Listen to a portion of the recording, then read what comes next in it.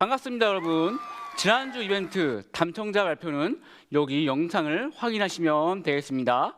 이번 주 이벤트도 동일하게 예배 출석 이벤트, 그리고 예배 듣고, 아니죠, 설교 결단, 설교 느낀 점 이벤트 동일하게 진행하니 많은 참여 부탁드립니다. 자, 이제 예배 시작할 텐데 예배를 똑바로 드리는 우리 더 드리며 고등부츠 되기를 바랍니다. 바이바이. 이따 볼 거지?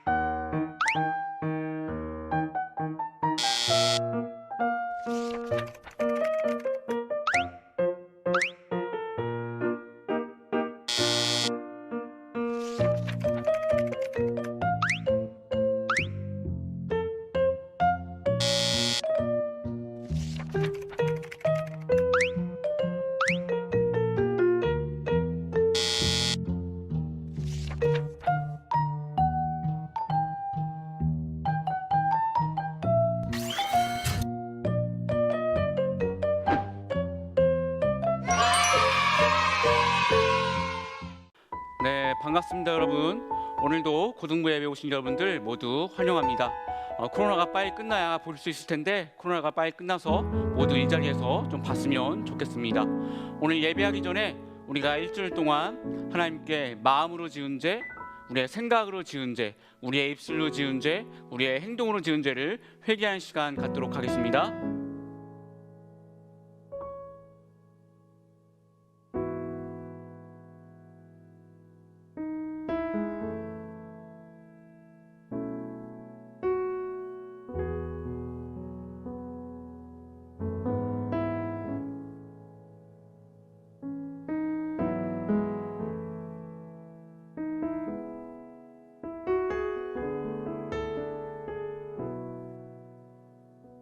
우리는 그리스도 안에서 그의 은혜의 풍성함을 따라 그의 피로 말미암아 속량곧 죄사함을 받았느니라.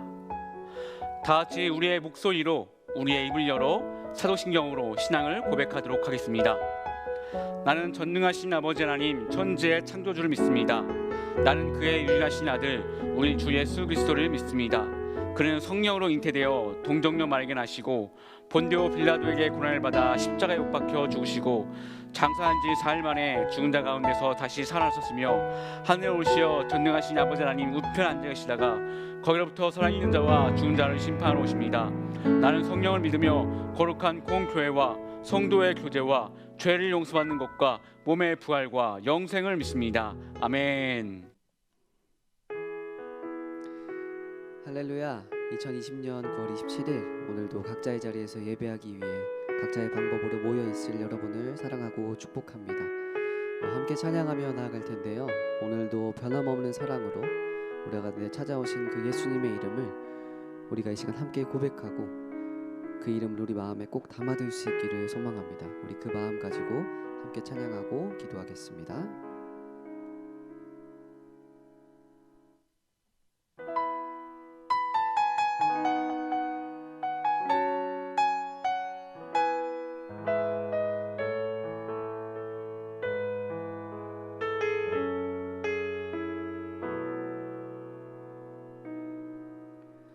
날 위해 십자가에서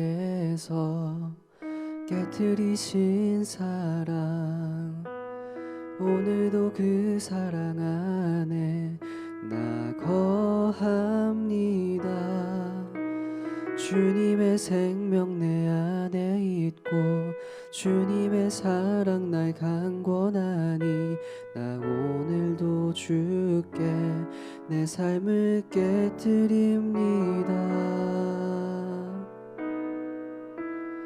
날 위해 십자가에서 깨뜨리신 사랑, 오늘도 그 사랑 안에 나 거합니다. 주님의 생명 내 안에 있고 주님의 사랑 날 강권하니 나 오늘도 주께 내 삶을 깨뜨립니다. 오 주여 내 삶을 깨뜨립니다. 주머리 위에 붓습니다. 내 모든 삶과 생명을 주님 얻으소서. 오 주여 내 삶을 깨뜨립니다. 주머리 위에 붓습니다. 주님께라면 아깝지 않습니다. 우리 시간 다시 한번 처음부터 함께 노래하며 나갑니다. 날 위해 십자가에서 깨뜨리신 사랑, 오늘도 그 사랑 안에 나 거합니다. 주님의 생명 내 안에 있고 주님의 사랑 날 강권하니 나 오늘도 주께 내 삶을 깨뜨립니다. 오 주여 내 삶을 깨뜨립니다. 주머리 위에 붓습니다. 내 모든 삶과 생명을 주님 얻으소서. 오 주여 내 삶을 깨뜨립니다. 주머리 위에 붓습니다. 주님께라면 아깝지 않. 함께 고백합니다. 내 눈을 열어주소서. 내 눈을 열어주소서. 주의 참된 가치 보도록 내 앞에 계신 주님과 피할 것은 없습니다. 내 눈에 남은 것 없이 아낌없이 다 드립니다. 주님 한 분만을 위하여 한 방울도 남김없이.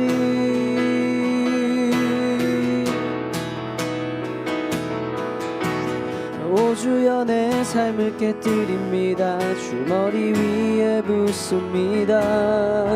내 모든 삶과 생명을 주님 얻으소서. 오 주여 내 삶을 깨뜨립니다. 주머리 위에 붓습니다. 주님께라면 아깝지 않습니다. 존귀와 영광을 받으소서. 존귀와 영광을 받으소서. 하나님 어린 양 예수 능력과 부와 지혜와 힘을 받으소서. 존귀와 영광을 받으소서. 하나님 어린 양 예수 나라와 권세 영광 모두 우리 마지막으로 한 번 더 고백하며 나갑시다. 존귀와 영광을 받으소서. 하나님 어린 양 예수 능력과 부와 지혜와 힘을 받으소서. 존귀와 영광을 받으소서. 하나님 어린 양 예수 나라와 권세 영광 모두 우리 잠잠하게 노래합니다. 오 주여 내 삶을 오 주여 내 삶을 깨뜨립니다. 주머리 위에 붓습니다. 내 모든 삶과 생명을 주님 얻으소서. 오 주여 내 삶을 깨뜨립니다. 주머리 위에 붓습니다. 주님께라면 아깝지 않습니다. 함께 기도하며 나아갑니다. 오늘도 우리를 예배의 자리로 부르신 주님 감사합니다. 이 시간 자신의 삶을 깨뜨려 우리 가운데 사랑으로 찾아오신 주님을 생각합니다. 그리고 돌이켜봅니다. 우리는 각자의 삶을 주님께 내어드리고 있는지 생각해봅니다. 하나님, 우리 모두가 처한 상황이 어떠하든지 그것과 상관없이 변하지 않는 것들을 생각해봅니다. 나를 언제나 세상 그 무엇보다 가장 사랑하시는 하나님, 그 하나님께서 우리의 유일한 예배의 대상이 되신다는 것을 우리가 이 사실을 놓치지 않기를 소망합니다. 예배를 통해 우리가 살아가는 삶의 모습을 통해 주님 앞에 각자의 마음을 내어드릴 수 있길 소망합니다. 주님, 이 시간 예배를 통해 우리의 시간을, 우리의 마음을 드리는 것이 주님께라면 아깝지 않다고 고백할 수 있는 모두가 될 수 있도록 이 예배 가운데, 우리의 삶을 가운데 찾아와 주시고 모든 순간을 인도하여 주시옵소서. 우리 마음을 담아 함께 기도하며 나가겠습니다. 아버지 하나님 감사합니다. 저희를 너무나도 사랑하셔서 이 귀한 주일 가운데 주님을 찾아볼 수 있도록, 주님 예배할 수 있도록 허락하여 주시고 주님 앞에 모여서 찬양할 수 있는 귀한 시간 허락하시니 감사합니다. 아버지, 우리가 고백했던 찬양의 가사처럼 주님 앞에 우리의 삶을 깨어드리는 것이 우리에게 아깝지 않은 것이 되길 소망합니다. 아버지, 우리 마음을 드리고 우리의 시간을 드려서 우리 마음을 드리고 우리의 시간을 드림으로 예배하며 나아가는 것이 아버지 주님 앞에 우리가 당연히 해야 할 일임은 아버지 우리가 깨닫게 하시고 그렇게 그 마음으로 나아가는 것이 우리에게 아까운 것이 아니라 아버지 기쁨이 되게 하시고 주님을 예배하며 주님의 사랑을 사모하는 것이 우리의 가장 큰 소망이 될 수 있도록 함께 하시고 인도하여 주시옵소서.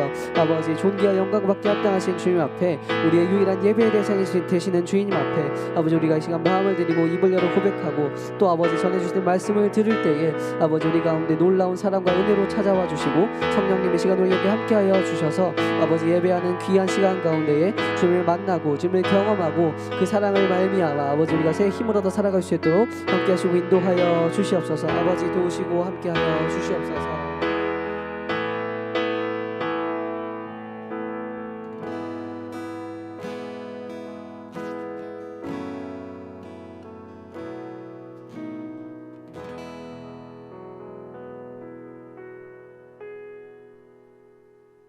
함께 기도하겠습니다.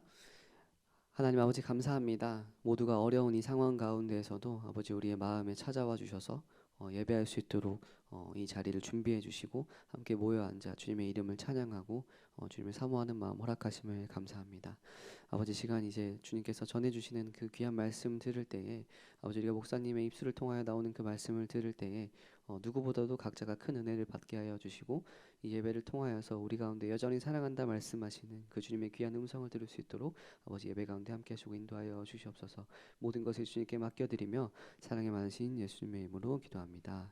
아멘. 오늘 하나님께서 저에게 주신 말씀은 시편 50편 23절의 말씀입니다. 제가 봉독하겠습니다. 감사로 제사를 드리는 자가 나를 영화롭게 하나니 그의 행위를 옳게 하는 자에게 내가 하나님의 구원을 보이니라. 아멘. 이 말씀은 살아계신 하나님의 말씀입니다. 아멘. 네, 반갑습니다, 여러분. 우리가 송구영신 예배를 드리잖아요. 그러니까 12월에서 1월로 넘어가는 그 기간에 드리는 예배를 송구영신 예배라고 하거든요. 근데 우리가 송구영신 예배를 드리고 나서 집에 가기 전에 뭘 뽑죠? 그 말씀 카드를 뽑죠. 근데 목사님들은 이 말씀 카드를 뽑을 때 이렇게 뽑아요. 어떻게 뽑냐면은 성도들이 말씀 카드를 다 뽑고 이제 그 남은 상태에서 거기서 이제 말씀 카드를 뽑는 경우도 있고, 아니면 이제 성도들이 이 카드를 다 뽑기 전에 미리 말씀 카드를 뽑는 그런 경우도 있어요. 근데 목사님은 보통 말씀 카드를 성도들에게 다 나눠주고 그 뒤에 이제 카드를 뽑는 그런 스타일이었는데, 이상하게 올해는 미리 뽑고 싶다는 그런 마음이 들었어요. 그래서 바구니에 있는 그 말씀을 미리 이렇게 뽑았습니다. 그래서 뽑자마자 확인을 하지 않고 바로 이제 그 마이 주머니에 넣었어요. 그러고서 이제 바구니를 들고 이제 성도들을 기다리는데, 근데 이상하게 이 바구니를 딱 봤는데 말씀 카드 하나가 유난히 눈에 띄는 거예요. 마치 이 말씀 카드가 어서 나를 뽑아다오, 내가 여기 있어라는 그런 느낌으로 그 정도로 뭔가 이렇게 도드라지는 겁니다. 우리가 보통 이제 SF 영화 보면은 뭐 그런 거 있잖아요. 뭐 아도왕이 이제 엑스칼리버를 봤을 때 심상치 않은 그런 기운을 느낀다든가, 그 원피스를 봐도 이제 조로가 이 흑도를 봤을 때에 뭔가 심상치 않음을 느끼잖아요. 그래서 그런 것처럼 이상하게 유난히 이 말씀 카드가 눈에 띄는 거예요. 그래서 제가 그래, 말씀 카드를 하나 더 뽑자, 올해는 말씀 2개를 내가 마음에 품고 살아보자, 그런 마음으로 말씀 카드를 뽑고 그 말씀 카드도 이렇게 주머니에 넣습니다. 그래서 이제 성도들에게 말씀 카드를 다 나눠준 후에 그 다음에 이제 그 말씀 카드를 제가 일일이 확인을 하기 시작했어요. 그래서 첫 번째 말씀 카드는 이런 성경 구절이 적혀 있었습니다. 어떤 거냐면은 내가 이 성읍을 치료하며 고쳐 낫게 하고 평안과 진실이 풍성함을 그들에게 나타낼 것이며. 제가 이 말씀을 읽자마자 이런 생각이 확 들었어요. 아마 누구나 이 말씀을 읽으면 이런 생각이 들 거라고 생각을 합니다. 어떤 생각이냐면 성읍을 치료하고 고쳐 낫게 한다. 고쳐 낫게 한다? 치료한다? 누가 아프나? 누가 병에 걸리나? 성읍? 교회 사람들이 뭐 다 아파지나? 아니면 뭐 우리나라에 뭐 병이 걸리나? 뭐 이런 생각이 막 드는 겁니다. 그 당시에는 뭐 이럴 일 있겠어 하면서 그 생각을 그냥 치워버렸어요. 그리고 이제 바로 두 번째 말씀 카드를 이렇게 뽑았습니다. 그 말씀은 이런 내용이었어요. 감사로 제사를 드리는 자가 나를 영화롭게 하나니 그의 행위를 옳게 하는 자에게 내가 하나님의 구원을 보이리라. 이 말씀은 딱 봐도 그냥 예배를 잘 드려라 이런 내용이잖아요. 그러니까 대충 파악이 다 되잖아요. 근데 첫 번째는 이상하게 파악이 안 되죠. 이상한 게 아니죠. 그냥 파악이 안 돼요. 그래서 저는 그냥 나중에 시간이 지나다 보면은 하나님께서 이 말씀을 주신 이유가 있겠지. 이 말씀이 나한테 뽑힌 이유가 있겠지. 나중 되면 알게 될 거라는 마음으로 이 두 개의 말씀 카드를 제 컴퓨터 모니터 위에다 붙여놨어요. 이렇게 이제 그 말씀을 붙이고 한 달이 지났습니다. 시간이 지나서 두 달이 또 지났어요. 또 세 달이 지났습니다. 시간이 계속 지나서 9월 달이 되었습니다. 저는 1월 달에 뽑은 말씀 카드를 그 뒤로 한 번도 안 보다가 9월 달이 돼서야 그제서야 다시 보게 되었어요. 분명히 말씀 카드를 이 컴퓨터 모니터에 붙일 때는 내가 이 말씀을 매일 보겠다, 그러니까 눈에 띄는 곳에 놔두겠다라는 마음으로 그렇게 말씀 카드를 붙였는데 9월이 되어서야 비로소 모니터에 있는 말씀 카드를 제가 보게 된 거예요. 제 스스로 굉장히 많이 놀랐습니다. 아니 그동안 매일 이 모니터를 보면서 설교를 쓰고 뭐 유튜브를 보고 다 했는데 나는 왜 이제서야 이것을 보게 되었을까? 지난주에 분명히 하나님을 바라볼 수 있어야 된다고 내가 그렇게 설교를 했는데 이게 무슨 창피냐. 그래서 제가 진짜 반성을 굉장히 많이 했어요. 그래서 제가 이 반성하는 마음으로 이 말씀 카드를 다시 읽었습니다. 그래서 제가 이 카드를 다시 읽었는데 저 깜짝 놀랐어요. 이 성읍을 치료하며 낫게 하고. 이 말씀을 1월 달에 처음 읽었을 때는 뭐야? 뭐 다 병에 걸리나? 이런 생각을 했었는데 진짜 지금 코로나 때문에 지금 난리잖아요. 그래서 제가 순간 소름이 막 끼치더라고요. 그래서 제가 떨리는 마음으로 두 번째 카드를 읽었습니다. 감사로 제사를 드린 자가 나를 영화롭게 하나니 그의 행위를 옳게 하는 자에게 내가 하나님의 구원을 보이리라. 물론 이 두 개의 성경 말씀은요 사실 전혀 좀 상관이 없어요. 처음 카드는 예레미야의 말씀이고 두 번째는 시편의 말씀입니다. 그러니까 저자도 다르고요, 상황도 다르고 시제도 달라요. 그러니까 분명히 두 말씀은 전혀 상관이 없고 다른 말씀입니다. 어떻게 끼워 맞춰도 끼워 맞출 수 없는 그런 말씀이에요. 다르기 때문에. 하지만 저는 이 말씀을 뽑게 된 거에는, 한 개도 아닌 두 개의 말씀을 뽑게 된 거에는 분명히 하나님의 계획이 있다는 생각을 하게 되었어요. 그리고 분명히 이 두 말씀을 통해서 목회자로서 제가 전달할 메시지가 있지 않을까라는 그런 생각을 하게 되었습니다. 그래서 제가 조용히 이 말씀을 묵상을 하였습니다.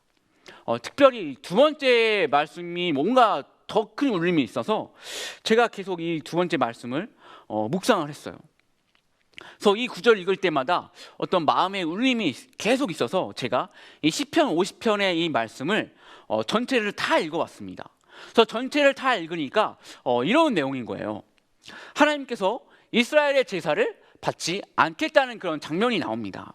하나님께서 이스라엘 제사를 받지 않는 이유가 뭐 재물의 질이 떨어져서, 이스라엘 백성들이 나쁜 예물을 드려서, 질이 떨어지는 예물을 드려서 어떤 바쳐야 할 그런 재물이 아니라 다른 재물을 바쳐서 그런 게 아니에요. 오히려 8절에서는 하나님께서 그들이 바친 재물에는 문제가 없다고 말씀하십니다. 그러면 뭐가 문제일까요? 뭐가 문제이기에 하나님께서 그들의 제사를 받지 않으시고 있을까요? 오늘 본문의 말씀, 저 성경 구절을 보면은 대충 이유를 알 수 있습니다. 감사로 제사를 드리는 자가 나를 영화롭게 하나니. 감사로 제사를 드리는 자가. 눈치채셨습니까? 지금 감사로 예배를 드리는 자가 없다는 거죠. 이들이 감사로 예배를 드리지 않고 있다는 거예요.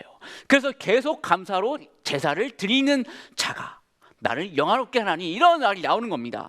즉 이들의 예배, 이들의 제사에는 하나님에 대한 감사가 전혀 없다는 겁니다. 왜 감사가 없을까요? 저들의 제사 안에, 저들의 예배 안에 하나님에 대한 마음, 하나님에 대한 열정, 하나님에 대한 어떤 마음, 감정 이런 것들이 전혀 없기 때문에 감사가 없는 겁니다. 하나님에 대한 마음, 애착, 생각 이런 게 없으니까 그 예배 안에 감사가 없는 거예요. 여러분 생각을 해보세요.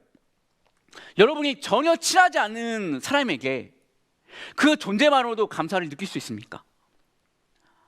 전혀 마음도 통하지 않고 전혀 감정이 없는 사람에게 그 사람 자체만으로 감사 느낄 수 있어요?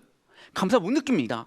이 사람이 나한테 크게 해준 게 없지만 그 존재만으로도 옆에 있는 게 너무 고맙다 이런 거 못 느끼잖아요. 나한테 뭔가 큰 선물을 해주거나 나에게 큰 이득을 취하게 해주거나 뭔가 나에게 큰 것을 해주지 않는 이상 감사의 마음, 고마운 마음 전혀 느낄 수 없습니다. 결국 제사에 감사가 없다는 것은 무엇을 의미합니까? 그 제사 안에 하나님에 대한 마음이 없다는 겁니다. 제사 안에 하나님에 대한 애착, 열정, 사랑 이런 거 전혀 없다는 거예요. 오히려 이 제사를 통해서 내가 하나님께 뭔가를 뜯어 먹어야겠다, 내가 이 제사를 바쳤으니 하나님이 무언가를 주겠지, 그런 마음들만 가득하다는 겁니다. 단지 제사를 빨리 치워버리자, 빨리 해버리자 이런 마음만 이 제사 안에 가득했다는 거예요. 그러니까 이 제사를 받는 하나님의 마음은 완전히 무시되었다는 것입니다. 저는 이 시편의 말씀을 이렇게 읽으면서 이 내용을 이렇게 파악하면서 한 명의 인물이 떠올랐습니다. 그 사람은 바로 다윗입니다. 여러분 다윗하면 붙는 수식어가 있죠. 뭘까요? 다윗하면 붙는 수식어. 지금 댓글로 한번 적어볼래요? 제가 선물 드릴게요. 제일 빨리 댓글 단 자에게 제가 선물을 드립니다. 자, 힌트. 하나님 땡땡의 합한 자. 하나님 땡땡의 합한 자. 뭘까요? 하나님 마음의 합한 자입니다. 다윗은 하나님 마음의 합한 자예요. 성경이 그렇게 기록을 하고 있습니다. 다윗은 하나님 마음의 합한 자답게 하나님께 많은 복을 받은 사람이에요. 그런데 여러분, 과연 다윗이 진짜 하나님 마음의 합한 모습만 보였을까요? 하나님 보시기에 좋은 모습만 그가 보였을까요? 전혀 아닙니다. 다윗은요, 진짜 알면 알수록 정말 쓰레기입니다. 대체 왜 하나님께서 다윗을 좋아하셨는지 도무지 이해가 안 될 정도로 쓰레기 짓을 굉장히 많이 한 인물이 바로 다윗입니다. 다른 성경의 인물에 비하면 하나님께 까여도 수차례 깔 만한 인물이 바로 다윗이에요. 그런데 왜 하나님께서는 다윗을 자기 마음에 합한 자라고 하셨을까요? 그리고 그에게 왜 많은 복을 주셨을까요? 제가 그 예전에 아는 형이 한 명 있었거든요. 이 형은요 진짜 좀 밉상이에요. 하는 짓도 밉상이고요, 행동 당연히 밉상, 생각하는 거 밉상, 외모도 밉상, 다 밉상이에요. 다 꼴배기가 싫어, 그냥 그런 사람이에요. 저는 진짜 이분과 진짜 많이 부딪혔어요. 그래서 이분을 생각하면은 안 좋은 감정만 있습니다. 근데 이 형이 진짜 말도 안 되게, 정말 말도 안 되게 결혼을 굉장히 잘했어요. 이분과 결혼한 그 여자분은요, 외모가 굉장히 예쁩니다. 외모만 예쁜 게 아니라 성격도 굉장히 좋고요, 그리고 인품도 굉장히 좋아요. 또 신앙도 굉장히 좋은 분이에요. 그러니까 어디 하나 빠지지 않는 그런 분이에요. 그래서 내가 정말 의아한 거죠.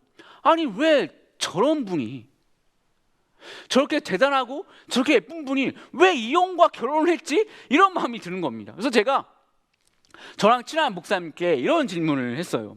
아니 목사님, 아니 저 여자분이 저 형의 어디가 좋아서 결혼을 했을까요? 약점을 잡혔을까요? 아니면 뭘까요? 아니 도대체 하나님께서는 저 형의 어디가 예쁘다고 저런 복을 주셨을까요? 저의 이런 질문에 그 목사님이 이런 대답을 하셨습니다. 재우야, 사람은 결코 보이는 것만 가지고 판단할 수 없다. 저 형제가 저래 보여도 저 자매가 저 형제를 선택한 거에는 분명히 선택을 받을 만한 이유가 있을 거야. 그 저 형제가 저래 보여도 하나님께서 저 형제에게 저렇게 큰 복을 줬다는 것에는 분명히 복을 받을 만한 뭔가가 있다는 거야.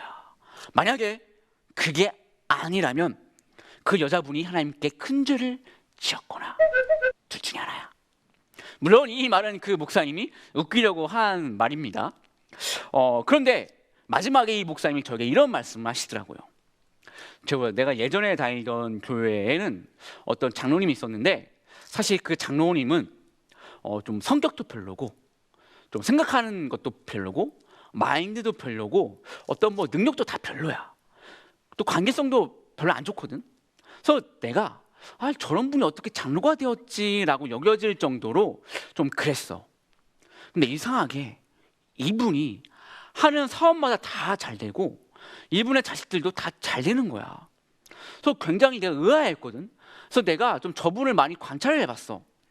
그래서 관찰해 보니까 저분의 강점이 하나 있더라고. 그게 뭐냐면 저분은 한 번도 예배를 쉰 적이 없는 분이야. 눈이 오나 비가 오나 몸이 아플지라도 태풍이 불어도 저분은 한 번도 예배를 쉰 적이 없어. 저분이 이 교회에서 누구보다 예배를 목숨처럼 여기는 분이고 누구보다 하나님을 사랑하는 분이었어. 나는 그래서 저분이 다른 사람들의 눈에는 별로이지만 하나님 눈에 합한 사람이라는 것을 알았지. 제가 결국 사람의 눈에 드는 것보다 사람에게 인정을 받는 것보다 하나님 눈에 들고 하나님께 인정받는 것이 더 중요해. 나는 저분을 통해 그것을 깨달았다. 이 말씀을 듣고 저도 굉장히 마음에 큰 울림이 있었어요. 굉장히 많은 도전을 받았던 기억이 있는데 저는 성경의 다윗도 이와 마찬가지라고 생각을 합니다. 그는 하나님 앞에서 큰 죄를 지었고 큰 실수를 한 사람이에요.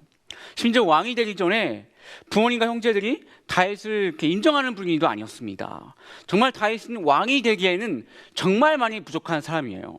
하지만 그는 누구보다 하나님을 사랑하는 사람이었고 그 누구보다 하나님께 드리는 예배를 소중하게 여겼던 사람이었습니다. 저는 이게 바로 어떤 다윗이 하나님께 복을 받은 이유이고 또 하나님이 내 마음에 합한 자라고 칭송한 이유이고 이것이 바로 지금의 다윗을 있게 한 특별함이라고 생각을 합니다. 우리가 다윗 사건 하면은 제일 먼저 떠오르는 게 있습니다. 이게 떠올라야 돼요. 뭘까요? 그것은 다윗이 바지가 벗겨진지도 모르고 열심히 찬양을 했던 사건입니다. 우리는 다윗이 하나님의 법궤가 다시 돌아왔기 때문에 상황이 매우 좋았기 때문에 충분히 예배하고 충분히 춤출 만한 상황이었기 때문에 다윗이 그렇게 했다고 생각합니다. 하지만 다윗의 상은요 오히려 그것과 반대였습니다. 이 법궤를 지금 여기 옮기기 전까지 어떤 일이 있었냐면요, 법궤를 이동하는 중에 웃사라는 사람이 급사를 합니다. 그가 죽은 이유는 하나님의 법궤에 손을 대었기 때문이에요. 그런데 웃사가 법궤에 손을 댄 이유는 다른 게 아니었습니다. 법궤를 이동하는 중에 법궤를 이렇게 이동하는 수레를 끄는 이 소가 갑자기 뛰기 시작한 겁니다. 그러다 보니까 이 수레가 흔들리면서 법궤가 자연스럽게 이렇게 떨어지는 겁니다. 그래서 웃사가 이 하나님의 소중한 법궤가 떨어진 것을 막고자 하여 손을 이렇게 댄 거예요. 법궤가 떨어진 걸 막은 겁니다. 그런데 하나님께서 웃사가 법궤를 만졌다는 이유로 웃사를 죽게 만드십니다. 그것을 본 이스라엘 백성들은, 그 자리에 있던 이스라엘 백성들은 얼마나 두려웠을까요? 얼마나 놀랐을까요? 갑자기 이걸 끄는 사람이 갑자기 손대었다고 죽으니까 얼마나 놀랐겠습니까? 놀라운 것을 넘어서 얼마나 두려운 마음이 있었겠어요. 성경을 보니까 다윗도 굉장히 두려워했다고 나와 있습니다. 너무나 큰 두려움을 느낀 다윗이 결국은 이 법궤를 옮기는 것을 포기합니다. 법궤를 지금 옮길 수 없다고 판단을 해서 이 법궤를 오벳 에돔이라는 사람의 집에 3개월 동안 놔둡니다. 그리고 다시 정비를 하고 다시 이 법궤를 가져올 준비를 하고 3개월 뒤에 다시 그 법궤를 옮기기 시작합니다. 여러분, 다시 이 법궤를 옮길 때에 얼마나 긴장감이 넘치겠습니까? 이거 또 우리 죽는 거 아니야? 또 누가 죽는 거 아니야? 또 우리에게 안 좋은 일이 벌어지면 어떡하지? 또 우리가 뭔가를 어긴 건 아닐까? 또 우리가 뭔가를 생각하지 못하는 건 아닐까? 여러 가지 마음이 들 게 아니에요. 그러니까 이 법궤를 이동하는 그 사이사이, 그 이동 중에는 굉장한 긴장감이 있을 거란 말이죠. 얼마나 떨리겠어요? 얼마나 긴장감이 크게 흐르겠습니까? 근데 이런 상황에서 이렇게 긴장감이 가득하고 이렇게 떨리는 그 상황 가운데에 다윗이 찬양을 하고 있는 겁니다. 다윗이 예배를 하고 있는 겁니다. 다윗이 찬양하다가 바지가 벗겨진지도 모르고 춤을 추고 있는 겁니다. 물론 이 법궤가 다윗성 안으로 들어왔으니까 거의 다 온 거잖아요. 그래서 그랬다고 할 수도 있어요. 그런데 이 법궤가 다윗성을 지나서 진짜 원래의 도착지, 원래의 목적지에 도착하기 전까지는 아무도 모르는 겁니다. 그 누구도 긴장의 끈을 놓을 수가 없습니다. 이것을 너무나도 다윗은 잘 알고 있었고 그 주변 사람들은, 이 법궤를 경험한 사람들은 너무나 잘 알고 있었어요. 그러니까 지금 이 상황은 안심할 수 있는 상황도 아니고 굉장히 좋은 상황도 아니에요. 굉장히 긴장감 넘치고 박진감 넘치는 그런 상황이란 말입니다. 근데 그런 상황 가운데에 다윗이 예배를 했다는 것입니다. 찬양을 했다는 것입니다. 즉 예배할 수 없는 상황 가운데에, 예배할 수 없는 환경 가운데에 다윗은 하나님께 예배를 했다는 것이죠. 그냥 예배를 한 것도 아니고 그냥 찬양을 한 것도 아니고 바지가 벗겨질 정도로 그가 예배했다는 것입니다. 여러분, 바지가 벗겨졌다는 것은요, 단순한 쇼맨십이 아니라 진짜 진심으로 다윗이 찬양을 한 것입니다. 다윗의 이야기를 쭉 성경을 통해 보면요, 그는 예배하기 어려운 상황 가운데도, 예배하기 어려운 환경 가운데도 예배했던 사람이라는 것을 충분히 알 수 있습니다. 그래서 그가 하나님 마음에 합한 자인 거예요. 저는 이 다윗의 이야기야, 오늘 본문을 묵상하면서 어쩌면 하나님께서는 지금 이 시대에 다윗과 같은 사람을 찾고 계신 게 아닌가라는 생각을 하게 됩니다. 시편 51편처럼 나온 것처럼 감사로 예배를 드리는 자는 구원을 약속하잖아요. 이게 뭐예요? 그러니까 예배 드리는 자에게 뭔가를 주겠다는 거잖아요. 그러니까 조건을 거는 거잖아요. 그러니까 그만큼 하나님께서는 간절하신 거예요. 이렇게 예배 드리는 자에게 선물을 줄 정도로, 그것을 주겠다고 광고를 할 정도로 굉장히 급하신 겁니다. 그러니까 그만큼 자기 안에 자기를 위해서 예배하는 자가 없다는 거예요. 저는 이 시대에도 다윗처럼 감사로 예배를 드리고 상황과 환경이 어려울지라도 하나님께서 정말 나에게 이런 예배를 드리는 다윗과 같은 사람을 찾고 있다는 마음이 계속 들어요. 여러분, 지금 우리의 환경과 그 시대 다윗의 환경이요, 어떻게 보면 다를 바가 없어요. 아니면 지금 우리의 환경이 더 어려울 수도 있다고 저는 생각이 듭니다. 지금 우리가 성전에서 예배할 수 있습니까? 뭐에서 예배할 수 있나요? 못하죠. 오히려 지금은 교회에서 예배하면 하나님의 영광을 가리는 그런 상황을 우리가 지금 겪고 있습니다. 그래서 지금 우리의 최선이 온라인 예배인데, 여러분 다 아시겠지만 온라인으로 예배 드리는 것이 이게 보통 어려운 게 아닙니다. 예배에 집중하기 너무 어려워요. 그 온라인 예배는 집중하지 못하도록 하는 유혹들이 너무 많이 있습니다. 교회에서 예배 드리는 것은요, 우리가 이 예배를 컨트롤할 수 없잖아요. 우리가 목사님 설교 마음에 안 든다고 졸립다고 커트할 수 있는 것도 아니고, 성가대 찬송이 마음에 안 든다고 스킵할 수 있는 것도 아니잖아요. 근데 지금 이 온라인 예배는 뭡니까? 내가 다 컨트롤할 수 있잖아요. 내 입맛에 맞게, 내 마음에 맞게 빨리 갈 수도 있고 다시 돌아갈 수도 있고 스킵할 수도 있고 많은 것들을 할 수 있잖아요. 그러다 보니까 이 예배에 내가 관여할 수 있게 되니까 이 예배가 온전해지지 않는 겁니다. 이 예배의 주인은 마땅히 하나님이신데 자꾸 내가 주인 행세를 하려고 하고 내가 자꾸 컨트롤하게 되는 겁니다. 이러다 보니까 예배가 온전히 하나님께 드려지지 못하는 겁니다. 또 이런 이유, 저런 이유로 우리가 진짜 온라인 예배를 하나님께 올려드리기가 굉장히 어려워요. 그 많은 사람들이 착각을 하는 경우가 있습니다. 어떤 착각이냐면요, 온라인 예배나 현장 예배나 마찬가지입니다. 내 안에 어떤 울림이 있다고 해서 내가 뭐 찬양을 하다가 찬양을 듣다가 눈물이 났다고 해서 무조건 그 예배를 하나님이 받았다라고 생각하시면 안 됩니다. 그것은 큰 착각이에요. 예배는요, 우리의 상태와 우리의 감정으로 이렇다 저렇다 결정질 수 있는 게 아닙니다. 마음의 울림은요, 법당에서 스님의 이야기를 듣다가도 울림이 있을 수 있어요. 눈물은요, 가요를 듣다가 가요를 부르다가도 눈물이 날 수도 있는 겁니다. 설교 시간 내내 졸다가 찬양 시간에 일어나서 찬양 부르다가 눈물이 날 수도 있는 거예요. 계속 예배 시간 내내 핸드폰 하다가 설교 시간 내내 핸드폰 하다가 잠깐 쉬었는데 그때 잠깐 목사님의 말씀이 잠깐 들려서 그 말씀을 듣고 그 말씀을 통해 잠깐 마음이 울릴 수도 있는 겁니다. 그렇기 때문에 참된 예배라는 것은요, 내가 온전히 하나님께 마음을 드렸냐예요. 내가 나의 시간을 온전히 하나님께 드렸냐입니다. 그리고 그것을 하나님께서 인정하셨냐예요. 나의 감정, 나의 울림과는 전혀 상관이 없습니다. 오늘 본문을 봐도 알 수 있잖아요. 이스라엘 백성들이 아무리 좋은 예물을 바쳐도, 최상급이라고 생각하고 바쳐도 하나님이 안 받으시잖아요. 그거 제사 아니라고 하시잖아요. 그러니까 마찬가지로 결국 예배라는 것은요, 나의 마음과 나의 삶의 일부분을 하나님께 온전히 드리는 것입니다. 그렇기 때문에 우리는 이 시점에서 우리의 예배를 스스로 돌아볼 필요가 있습니다. 여러분 지금 온전히 예배를 드리고 있습니까? 여러분의 마음, 여러분의 시간, 여러분의 모든 것을 그 예배 시간에 제대로 내어드리고 있나요? 아니면 평소 우리가 시간을 때우기 위해서 유튜브를 보는 것처럼, 할 게 없어서 유튜브를 보는 것처럼, 마치 넷플릭스를 보는 것처럼 똑같은 자세와 똑같은 습관과 똑같은 마음으로 그저 예배를 시청하고만 있는 것은 아니었나요?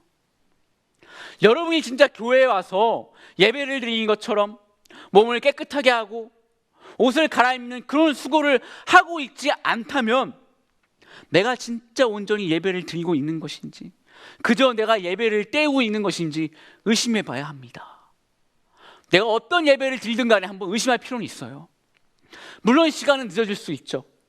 늦게 일어나서 전날 늦게 자서 시간을 못 맞출 수는 있어요. 그건 이해할 수 있어요.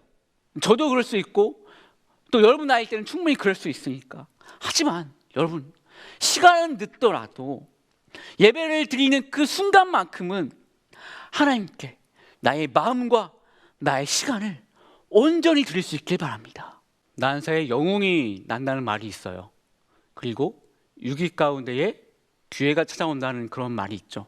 다 알고 있는 말일 거라 생각을 합니다. 지금처럼 모두가 온전히 예배하기 어려울 때에, 지금처럼 예배하는 데에 많은 유혹이 있을 때에, 지금처럼 예배에 집중하기 어려울 때에, 그럼에도 불구하고 온전히 하나님께 예배할 수 있는 그런 다윗과 같은 사람을 하나님께서는 지금 찾고 계십니다. 이 코로나 시대에 그 누구도 하나님께 예배하지 못하고 그 누구도 하나님께 집중하지 못할 때에 하나님을 바라보고 하나님께 진정으로 예배 드릴 수 있는 그 한 사람을 하나님께서는 지금 오늘도 찾고 계십니다. 그리고 다윗에게 하셨던 것처럼 그런 예배자에게 놀라운 계획과 놀라운 것들을 주실 준비가 되어 있는 분이 바로 우리 하나님입니다. 그리고 그 주인공이 단 한 명이 아니라 지금 예배를 듣고 있는 우리 모두가 되기를 하나님은 원하고 계십니다. 이 코로나 시대에 그 누구도 예배하지 못하고, 그 누구도 온전히 하나님께 집중하지 못하고, 그 누구도 유혹으로 인해서 온전히 예배를 드리지 못할 때에 하나님께 예배할 수 있는 그 단 한 사람, 그 단 한 사람을 넘어 그렇게 예배할 수 있는 우리 추한교회 모든 고등부 친구들, 교사들이 되기를 하나님은 오늘 간절히 원하고 계십니다. 마지막 말씀을 읽고서 설교를 마치도록 하겠습니다. 감사로 제사를 드리는 자가 나를 영화롭게 하나니 자기 행실을 바르게 하는 자에게 내가 구원의 길을 보이리라. 아멘. 기도하겠습니다. 이 시간 기도하실 때에 하나님, 그동안 나의 예배를 돌아봅니다. 상황이 이러니 어쩔 수 없다며, 환경이 이러니 어쩔 수 없다며 하나님께 드리는 예배를 소홀히 하지 않았는지 돌아봅니다. 혹시 내가 온라인 예배이기 때문에 그저 예배를 때운다는 마음으로 드리는 것은 아니었는지, 마치 다른 유튜브 동영상처럼 내가 보고 싶은 것만 보고 나의 편의를 위해 예배를 조절하고 있는 것은 아니었는지 저의 모습을 돌아봅니다. 혹시 저 모습이 나의 모습이었다면 저를 용서하시고 가일과 같이 어렵고 힘든 상황에서도 예배할 수 있는 내가 되게 해달라고 간절히 기도하는 시간 갖도록 하겠습니다.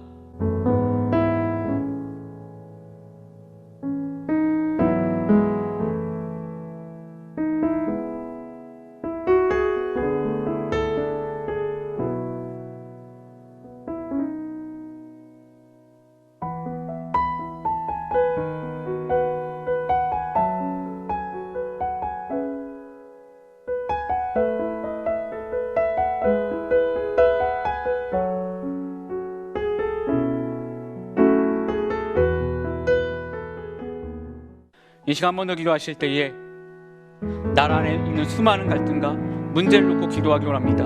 더 나아가 나의 기도가 필요한 친구를 위해, 그리고 내 자신의 문제를 위해 하나님께 기도하며 나아가도록 하겠습니다.